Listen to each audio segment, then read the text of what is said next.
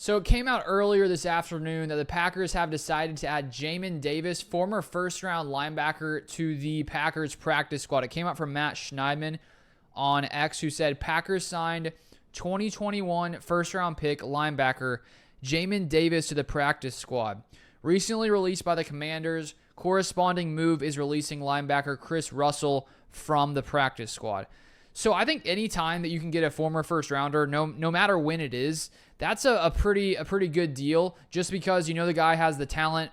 Usually they're very athletically gifted. That's one main reason guys go in round one.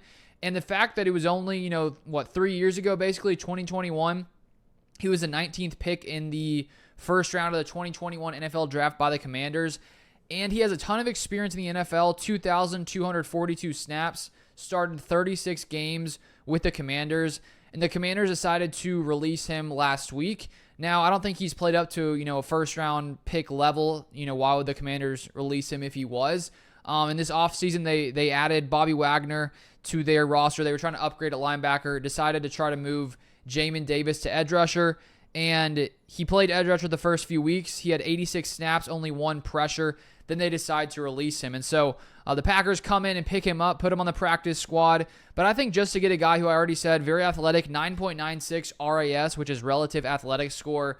He was a pretty solid tackler, had a missed tackle rate of 8.5%, which is pretty solid. And here's some stats from Bill Huber. He said he set career highs with 104 tackles, 9 tackles for losses, and 3 sacks in 2022, including 2 tackles for loss against the Packers.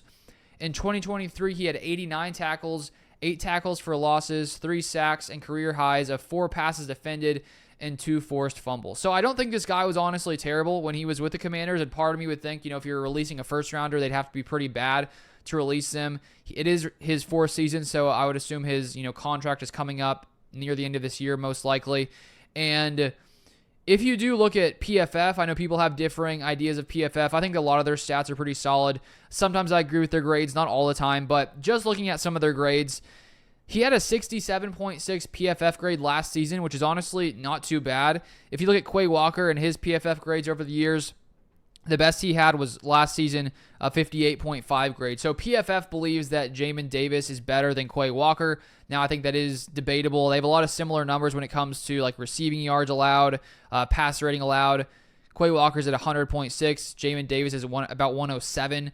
And they're both similar. They have a similar missed tackle percentage. So pretty similar stats in some of those areas from PFF. But I'm curious to see what happens here if he'll ever get elevated to the active roster.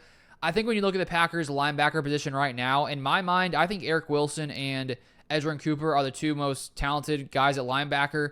I think that with Quay Walker out, Eric Wilson has really come through and been very, very solid when it comes to stopping the run and when it comes to coverage. And I think Edgerrin Cooper is getting better and better. And I would hope soon that Edgerrin Cooper starts to get a majority of the snaps, if not all the snaps. I feel like he should be starting pretty much every single play. I just think he has too much talent. We saw the forced fumble he caused last week. I think he needs to be out on the field all the time. But we'll see if Jamin Davis gets elevated. I think that maybe he could compete with Isaiah McDuffie, maybe Quay Walker.